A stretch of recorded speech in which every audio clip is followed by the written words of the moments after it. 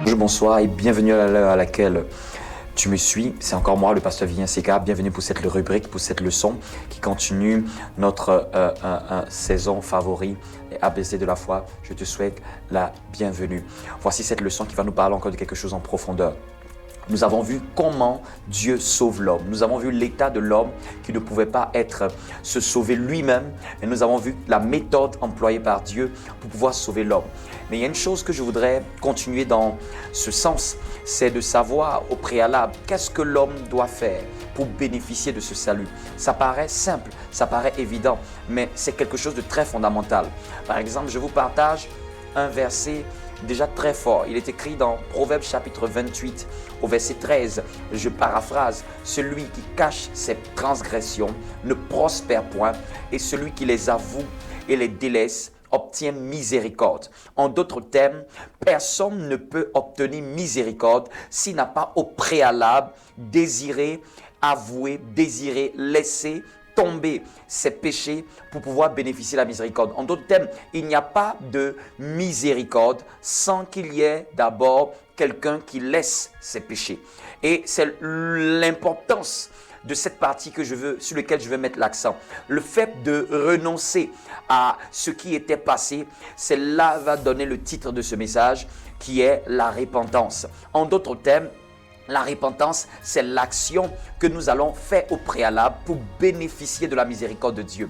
La miséricorde de Dieu est disponible, mais comme dit ce verset, celui qui les avoue et les délaisse obtient miséricorde. En d'autres termes, la miséricorde de Dieu est disponible, mais elle va entrer en vigueur dans la vie de celui qui va décider de délaisser ses péchés, qui va décider de les avouer et de ne plus les faire, de ne plus marcher selon ses péchés. C'est cette personne-là qui va bénéficier de la miséricorde, de la délivrance, du salut. Je vous lis encore une autre histoire qui est dans Actes. On voit des personnes qui ont posé la question à l'apôtre Pierre après son sermon. L'apôtre Pierre, a prêché Jésus. L'apôtre Pierre a parlé de Jésus. Mais à un moment, des gens lui ont posé une question. Au verset 37, au chapitre 2 de Actes, il dit « Lorsqu'ils entendirent ceci, ils furent piqués en leur cœur et dirent à Pierre et aux autres apôtres, « Hommes et frères, que ferons-nous » Hommes et frères, que ferons-nous? Donc, c'est-à-dire que le peuple de Dieu au temps de la Pentecôte, dans Actes chapitre 2, on finit d'entendre un message christocentrique, un message que Jésus-Christ est le sauveur. Jésus-Christ est la méthode employée par Dieu pour sauver les hommes.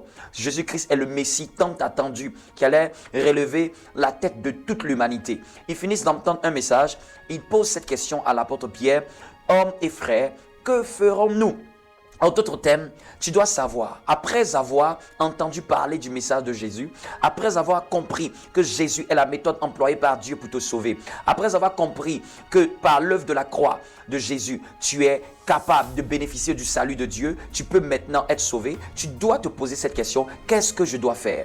Donc je viens par ce message, qu'est-ce que je dois faire? Qu'est-ce que je dois faire? Et alors on prend cette belle réponse de l'apôtre Pierre qui dit, alors Pierre leur dit, repentez-vous. Vous voyez encore, une deuxième fois, il vient mettre l'accent sur le fait que des personnes doivent renoncer. Et l'apôtre Pierre leur dit, repentez-vous et soyez baptisés. Chacun de vous au nom du Seigneur Jésus pour la rémission des péchés et vous recevrez le don de l'Esprit Saint. En d'autres termes, ces éléments fondamentaux vont servir de base dans les leçons qui vont suivre. La première des choses sur lesquelles on va s'attarder, c'est la première mention dans la phrase de l'apôtre Pierre. Nous allons voir les autres éléments plus tard dans les leçons à venir. Mais la première des choses sur lesquelles je vais m'attarder aujourd'hui, c'est l'apôtre Pierre a dit au verset 38 chapitre 2 de Actes, « Repentez-vous. Repentez-vous. » Donc alors, quel est cet élément aussi fondamental? Qu'est-ce que c'est la repentance? Qu'est-ce que c'est la repentance? La manière première pour vous aider à comprendre ce que c'est la repentance signifie une chose primordiale.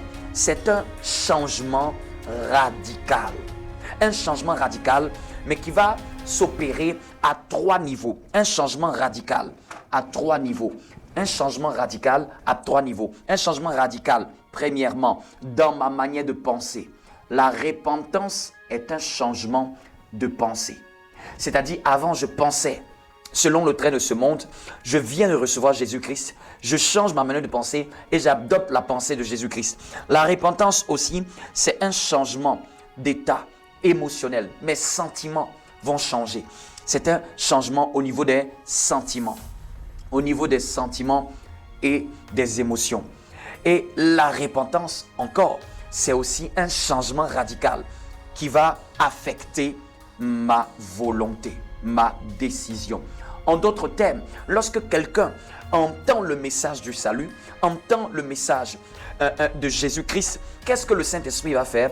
Le Saint-Esprit va stimuler la pensée, l'intellect de l'être humain, afin qu'il y ait un changement qui s'opère dans notre manière de penser. Nous acceptons cette pensée du salut, nous acceptons cette pensée du Sauveur, nous acceptons cette pensée de Dieu. Et alors, cette pensée de Dieu nous emmène à changer de notre ancienne pensée et du coup, ça va affecter nos émotions, nos sentiments. On va avoir une sensation de ne plus vouloir faire ce que nous étions en train de faire. On va avoir du dégoût. On va avoir le Saint-Esprit va nous communiquer un sentiment qui sera un sentiment de dégoût par rapport au péché. On va se sentir parfois même attristé. On va se sentir parfois sale par rapport à ce qu'on vient de faire. Et c'est un bon sentiment. C'est un sentiment qui annonce que le Saint-Esprit est en train d'opérer la repentance. Et après, le changement de pensée affecte le changement de sentiment. Et en plus, Dieu ne veut pas s'arrêter à un changement de sentiment. Je peux sentir que je suis triste, c'est bien, mais ce n'est pas tout. Je ne suis pas que émotion. Ce qui est la partie la plus importante de ma vie, c'est ma volonté. Ce sentiment-là doit me pousser maintenant à prendre une décision. D'où ma volonté, une décision. D'où ma volonté.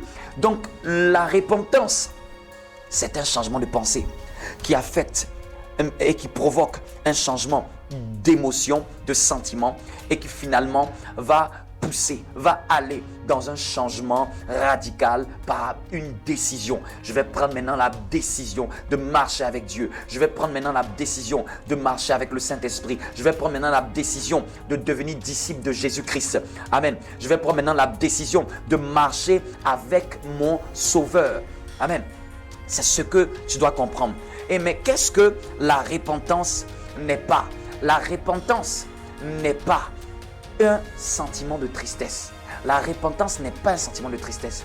La repentance peut commencer par un sentiment de tristesse, mais la repentance n'est pas un sentiment de tristesse.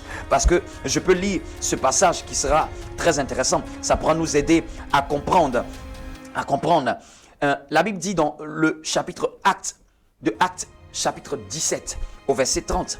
Mais Dieu, passant par-dessus ces temps de l'ignorance, annonce maintenant à tous les hommes en tout lieu qu'ils se répandent.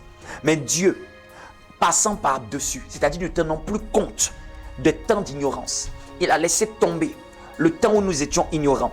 Mais maintenant par Jésus-Christ, il annonce maintenant à tous les hommes en tout lieu qu'ils se répandent. La repentance est la volonté de Dieu.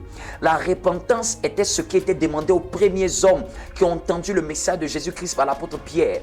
Si quelqu'un n'a pas commencé à délaisser, il ne peut pas obtenir le salut. Si quelqu'un n'a pas commencé à changer de position.